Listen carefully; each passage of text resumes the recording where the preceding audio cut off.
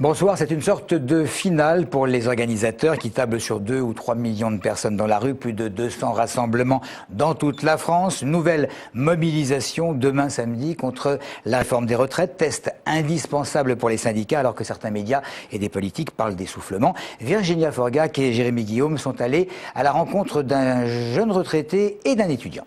9 syndicats départementaux ont signé hier un appel commun à la manifestation du 2 octobre. L'un de leurs membres, c'est Michel, jeune retraité de 62 ans. Il manifestera demain par solidarité, mais pas seulement. Le danger réside dans le fait que la retraite des retraités actuels pouvait être diminuée ou gelée. Ça peut être envisagé. Ce serait du possible comme dans d'autres pays européens. Les étudiants eux aussi se mettent en mouvement, timidement certes. Cet après-midi, l'UNEF organisait avec la CGT et la FSU une réunion publique à la fac d'Evry. Et les jeunes vont être très fortement touchés par cette réforme des retraites, notamment les étudiants, puisque ceux qui veulent faire des études longues, que ce soit de 3 ans ou 5 ans, s'ils font une licence ou un master, vont se retrouver sur le marché de l'emploi seulement vers 25-27 ans et ne vont de toute façon pas pouvoir cotiser pour pouvoir toucher une retraite à 60 ans. Ils vont être obligés de travailler jusqu'à 67 ans et on le remarque, les plus dures années du travail sont celles qui sont entre 60 et 65 ans, donc travailler jusqu'à 67 ans c'est très dur. Plusieurs médias et politiques parlent d'essoufflement de la contestation. Les syndicats misent donc sur le samedi pour contredire leurs détracteurs. Mais alors justement, les organisateurs de ces rassemblements de demain espèrent que les familles, cette fois qui ne peuvent se déplacer en semaine, se rendront aux différentes manifestations. Nous avons fait un petit thermomètre de rue pour savoir si l'on semblait concerné ou non par cette mobilisation à début de week-end. Oui, bien sûr, j'irai à la manifestation. Je vais l'aider à déménager, donc voilà. On ne sera pas disponible, mais on sera de tout cœur avec eux en tout cas. Il faut faire une réforme, que cette réforme elle a trop attendu, et que si on ne la fait pas maintenant, c'est nos enfants qui vont devoir payer. Donc pas de conflit de génération, assumons et faisons. Je pense que tous les acquis qu'on avait réussi à obtenir sont en train de disparaître, quoi. Donc il serait bon d'y aller. Quelle manifestation?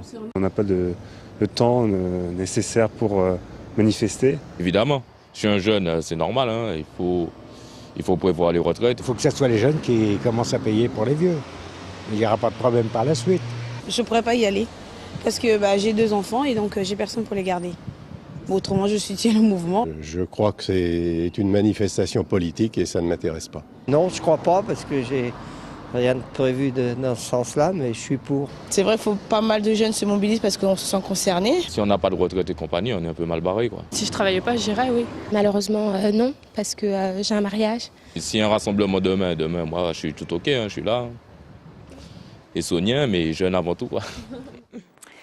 Pas d'augmentation d'impôts à Grigny cette année. Les habitants de la ville, dont le maire est Claude Vasquez, ont donc un souci en moins depuis que le préfet a donc choisi de se ranger à l'avis de la Chambre régionale des comptes. Mais le préfet, en même temps, demande à la municipalité de produire le plus rapidement possible des documents budgétaires dits fiables. La ville, il faut le savoir, accuse un important déficit depuis maintenant 4 ans.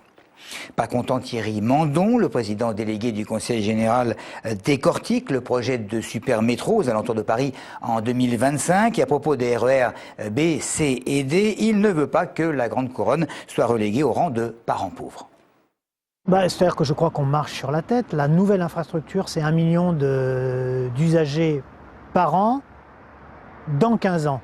Les RER, c'est 1,5 million, presque 2 millions d'usagers par jour aujourd'hui qui galèrent. Donc je pense qu'avant de mettre 35 milliards sur des projets à 15 ans, il faut quand même mettre environ 5 milliards dès maintenant sur les RER pour que ça fonctionne.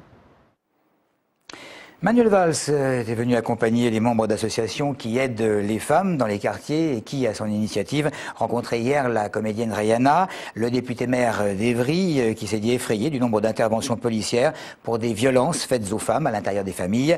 Rihanna interprète mardi prochain à Evry, au théâtre, une pièce qui met en scène 9 femmes dans un hammam et qui raconte leur brimade quotidienne de la part, évidemment, des hommes. Le nombre d'enfants de moins de 3 ans scolarisés n'arrête pas de chuter depuis quelques années. 68 000 places auraient été supprimées au niveau national, alors qu'en 2001, la ville des Ulysses accueillait une centaine d'enfants de moins de 3 ans. Et bien cette année, à peine une vingtaine trouveront une place. Christophe Garnier. Groupe scolaire des Bosquets aux Ulysses. Cette année, l'école ne compte qu'une classe pour accueillir les enfants de moins de 3 ans. Une vingtaine d'élèves sont ainsi préscolarisés au lieu d'une centaine il y a 10 ans. Ce soir, la mairie va voter une motion pour réclamer la création de places supplémentaires. Elle rappelle que les foyers modestes de la ville ont rarement les moyens de payer une assistante maternelle pour s'occuper de leurs enfants. Les élus et les syndicats se mobilisent pour défendre les familles les plus précaires, souvent d'origine immigrée, pour qui l'école est un moyen d'intégration. Il est aussi démontré que, surtout dans les quartiers, on va dire, plus populaires, le fait qu'un enfant soit scolarisé le plus tôt possible, ça lui permet d'intégrer, on va dire, plus facilement le système scolaire et d'éviter, dans une mesure importante, des échecs scolaires dans les premières années de la scolarisation d'un enfant.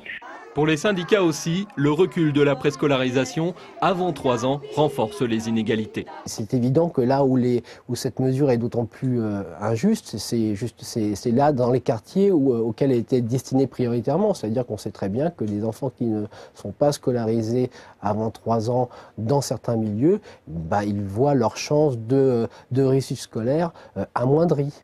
Toujours d'après les syndicats, ce manque d'accueil des enfants de 3 ans est en grande partie dû aux suppressions de postes dans l'éducation nationale. Cette année, 16 000 vont disparaître. Pour sa défense, l'inspection d'académie réaffirme qu'elle a créé 45 classes de maternelle en Essonne cette année, dont 2 aux Ulysses. Et pour terminer, si vous aimez l'humour, rendez-vous demain soir au Théâtre de Longjumeau pour y applaudir Laurent Gérard et son big band. Il y a un certain joueur de foot qui ne doit pas trop apprécier. Maya, en guise d'entrée, voulait manger de la reine et des rires. Aussi, le serveur tout empressé a balancé la purée et des rires. Aussi, son gâteau d'anniversaire, il arriva par derrière. Aussi, il avait encore la dalle, elle aimait la tarte au poil. Aussi, l'alcool lui montant à la tête, elle lui murmure quand tu voudras. Alors il emmène sa conquête dans un hôtel tout près de là. C'était l'hôtel du pénalty et de la levrette réunie. Le lit était mal calé, il n'arrêtait pas de branler. Oh, si. Voilà, avant de jouer à l'Olympia pendant tout le mois de décembre, Laurent Gérard présente donc son nouveau spectacle dans toute la France, en Belgique, en Suisse et en Essonne. Il est accompagné de 20 musiciens. Il reste des places à Longjumeau. Merci de nous avoir suivis.